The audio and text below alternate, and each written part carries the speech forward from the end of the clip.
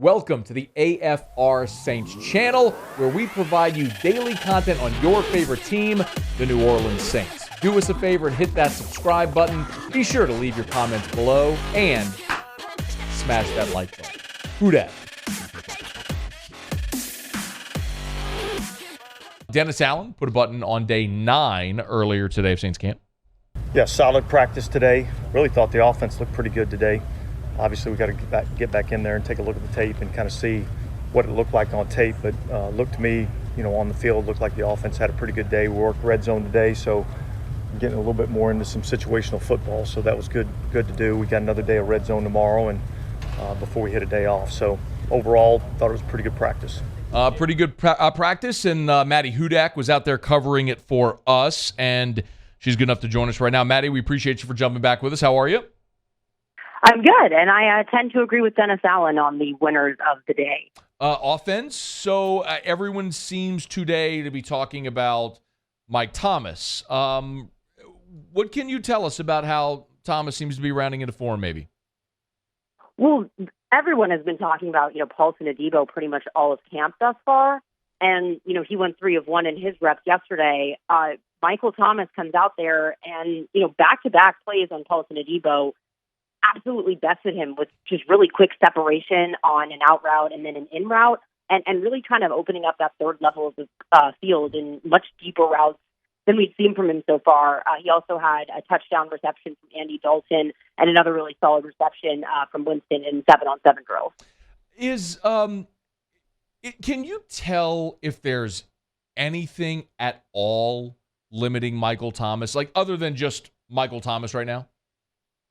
Yeah, so I watched him doing cuts in individual drills before doing the one-on-ones, and looking at Michael Thomas, it looks like his ankles might be just a tad stiff. But that being said, he still looks better than the average receiver by far. And I think if you didn't know how sharp he really is, you would not even notice. He looks pretty much back to normal, all things considered. Maddy, you also mentioned Andy Dalton and all the camp reports. I haven't asked, because the backup quarterback is, it's so strange, Maddy. We haven't even had a ton of conversations about Jameis, which coming off a torn ACL, you would think we would be talking a ton about.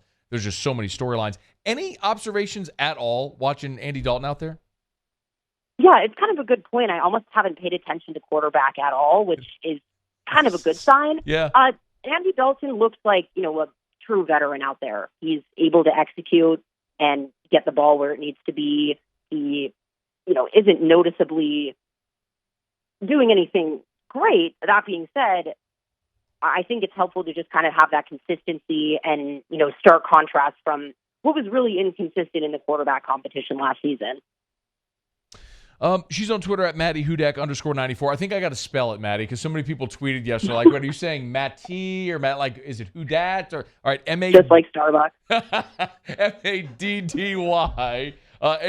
What do they get you at? What do they get you at Starbucks? Like, what's on your cup every time? I'm always the boy version with Mattie without fail. Oh God, that's the boy version? Is See, I would think Matty? No, I guess there is an Mattie. I think it's the T more than anything else. Yeah, that makes sense. All right, she's Maddy Hudak, Maddy Hudak _94. Go give her a follow in the show tweet.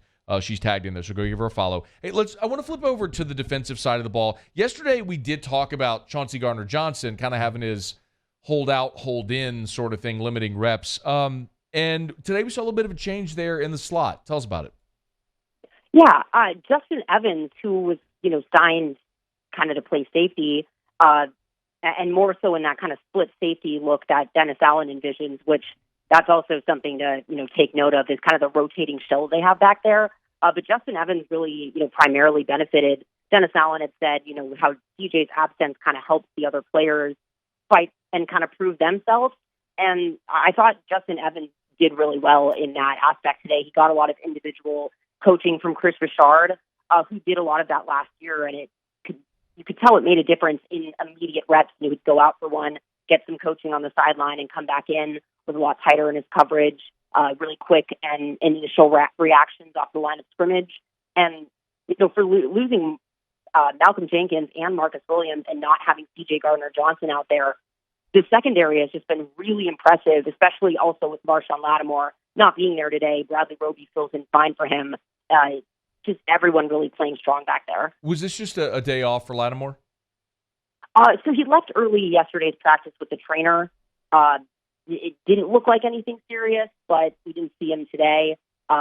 Marcus May wasn't out there either, but it kind of seemed like there could be some rest days going on. So that's kind of all that we know at this point. Okay. And any other notable absences, guys that weren't there? I don't think anyone else was really noticeable. Okay. There were a couple people. Taysom Hill, who was still kind of in the corner working on stuff, so he's out there. Marcus Davenport's still not there, and then other than that, it's just kind of, names that haven't been there the last few days. We also saw, Maddy, that it's just sticking in the secondary. The Saints did put Smoke Monday on IR. That looks like that's going to be a long-term deal there. Have you given any thought yet to how many spots in the secondary how many players are going to keep, or who really right now looks like they're on that cut line that's fighting for a job that's maybe impressing right now? Gosh, it's really hard to say because they're either, playing really well or you don't really think much about them. I think JT Gray has really made an impressive presence for himself, and the same thing with Bryce Thompson.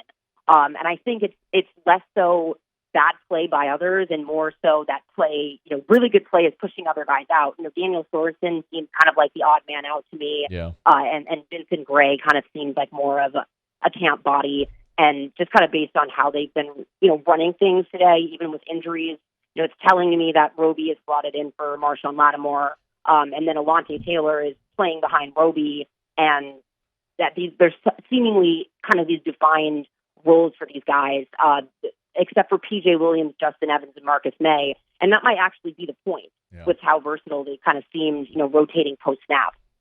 It's like, I hear you run through all the names, Maddy, and I'm like, who are you going to cut? All these guys, are going to make the team. I mean, Sorensen, the way you spell it out, I think probably is the odd man out there. Which is an interesting transition to Kiko Alonso. So, what's going on there? Is this just camp body? Is this depth? Does he actually have a shot to make the team? I think there's definitely a shot. You kind of think about the depth behind Pete Werner and Demario Davis. I'm still holding my breath for the day Demario Davis ever misses a game, but it's something to obviously keep thinking about. I had kind of seen that Quan Alexander had talked with New Orleans about coming back, but it was more for a backup role. And so I think he thought he had the chance to start in New York. But I think that's kind of what they're looking for, is just kind of depth behind probably Pete Werner, who he has an elbow brace on, and he was kind of absent earlier on in camp.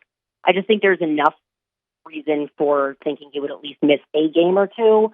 And I think Hayden Ellis is kind of that strong depth there, and same with Andrew Dowell. But Zach Vaughn, this is his year 3. I've kind of been waiting for something from him, and he's still kind of lost in the shuffle to me. So I really think him and Alonso are kind of battling for that, playing time at this point. And Alonso took a lot of first-team reps today. Maddy Hudak is with us. A couple more. You said something there about Bond being in year 3, and I don't know if you and I haven't talked about this off air, but I'm just curious if you have a thought.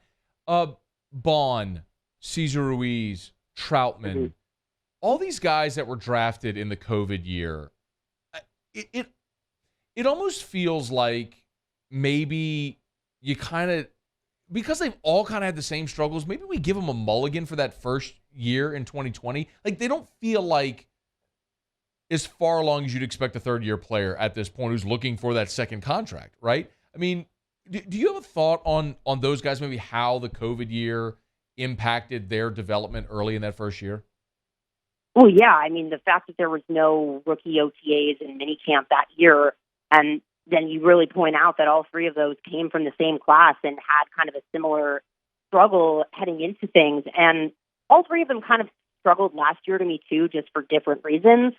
I actually think Adam Trotman has a lot of promise in that group. He looked stronger today, and I still kind of hold the belief that a player out of Dayton that didn't take that many snaps in college, his intention in year 2 really wasn't to become a pillar of the starting offense. So I think you'll kind of see almost his year 2 this year. And Cesar Ruiz, to be fair, has looked really strong. through training camp. So it just could be the thing that they are a little stunted, and I would kind of agree with you on that. It's hard to ignore that they all come from 2020. They all missed that kind of rookie initiation. And just knowing how important coaching is in New Orleans and how strong their coaching staff is, losing that time, I think, really does make a difference in New Orleans and other places. She is Maddy Hudak. Saints on the practice field today. Day 9 of camp. They'll practice tomorrow, as you heard Dennis Allen say, and then have a day off. Follow her on Twitter at Maddy Hudak _94. Great work, Maddy. We appreciate it. Thanks so much. We'll talk to you on Monday. Thank you. See you then. Hey, thanks so much for watching. Please leave your comments. I love to interact. And be sure to hit the red subscribe button below.